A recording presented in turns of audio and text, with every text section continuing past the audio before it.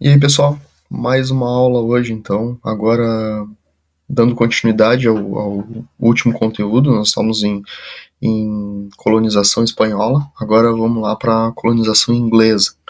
Lembrando que a gente não viu ainda a colonização portuguesa, mas é que a colonização portuguesa, obviamente, é mais importante para nós, né? Nós somos brasileiros, fomos colonizados por portugueses.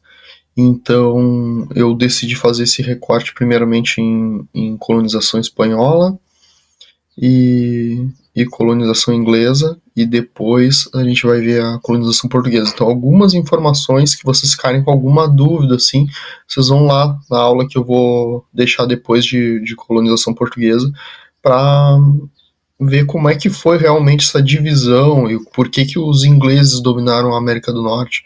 Porque tem que lembrar que quando os espanhóis e portugueses vieram para a América, eles dividiram o mundo num acordo entre eles pelo Tratado de Tordesilhas, que dividia entre uma porção a leste, que ficaria para Portugal, e uma porção a oeste, que ficaria para a Espanha. Só que essa divisão não foi tão respeitada assim, obviamente, pelos outros países europeus, principalmente Holanda, França e Inglaterra, que eram potências da época também, e eles não queriam aceitar que dois países pequenos na Europa dividissem o mundo todo entre eles. Eles não consideravam que esses países tinham direito a isso, então. Mas só para explicar, só para dar essa introdução aí, para não ficar nada solto, porque vocês qualquer coisa podem buscar lá na aula de colonização portuguesa para tirar essas dúvidas, né? Então a aula é, como eu falei, sobre colonização inglesa e principalmente sobre a independência dos Estados Unidos. Primeiro ponto que tem que considerar é, esse território pelo Tratado de Tordesilhas, ele era espanhol. Só que era um território não tão interessante para os espanhóis. Tem que lembrar lá do que nós falamos na última aula, que Espanha tinha interesse em, assim, todos os países europeus, na verdade, tinham interesse em mercadorias que dessem muito dinheiro para valer a pena a colonização daquele lugar ou a dominação daquele lugar. A Espanha tinha um território muito grande, Portugal também, mas falando da Espanha, tinha um território muito grande. E tinha locais, pontos nesse território que dava muito dinheiro para os espanhóis.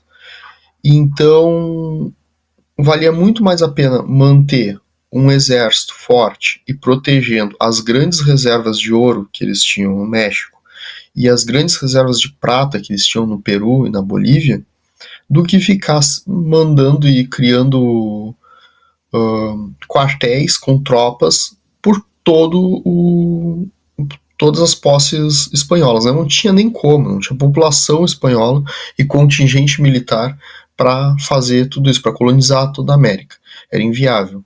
Então algumas partes ficaram desprotegidas desse território e essas partes foram dominadas por outros povos. No caso, o norte ali da América foi dominado principalmente por ingleses e franceses, na região principalmente do atual Quebec do Canadá, foi dominado por franceses. Mas nós não vamos focar muito nessa aula sobre franceses, porque é uma colonização bem pontual ali, mas vamos falar bastante dos ingleses. Então a colonização inglesa ela se dá com foco em colonização.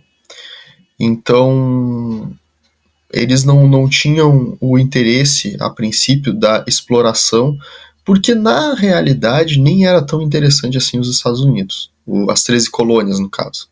E esse é um outro ponto importante para vocês verem no mapa aqui, ó.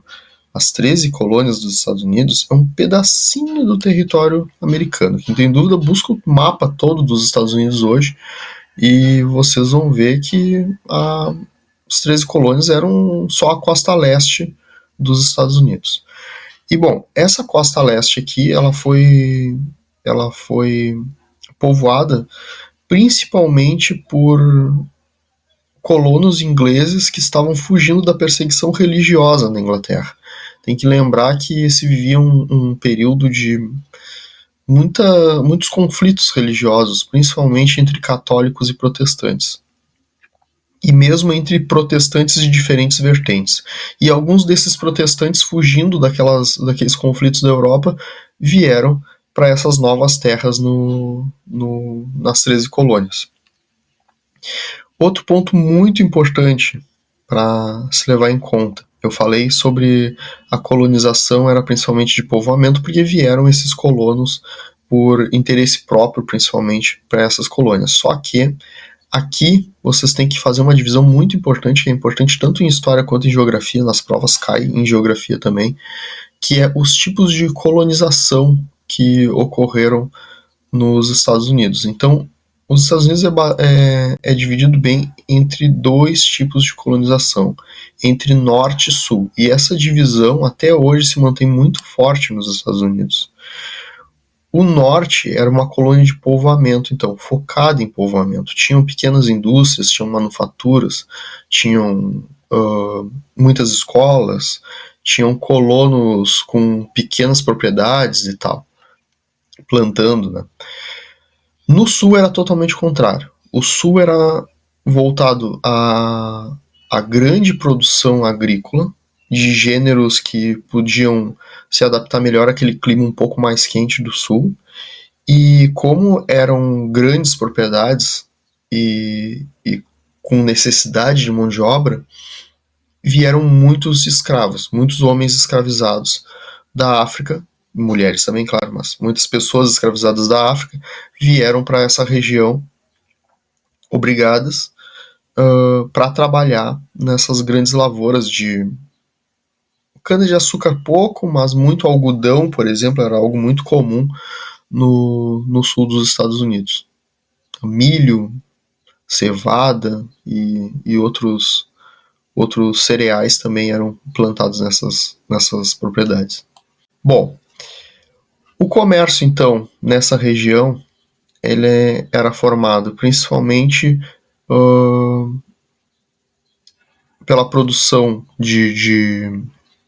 dos Estados Unidos de madeira, de algodão, de cereais, como eu falei, mas os cereais principalmente eram para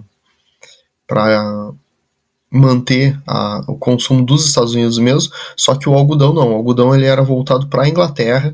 Nós ainda vamos ver a questão da Revolução Industrial e de como a Revolução Industrial na Inglaterra, que é o berço da Revolução Industrial, ela se dá através de uma necessidade de algodão por causa do foco que se tinha na produção de tecidos e roupas no início da Revolução. Bom, então eles enviavam esses materiais. No Caribe se trocava por rum, que é uma bebida tipo cachaça, e melaço, que é tipo açúcar, é um produto que forma o açúcar, uma base para o açúcar. E esse rum e melaço ia para a África e mandavam escravos para os Estados Unidos, para o sul principalmente dos Estados Unidos. E esse é o tal do comércio triangular que era feito aqui, nesse mapa aqui.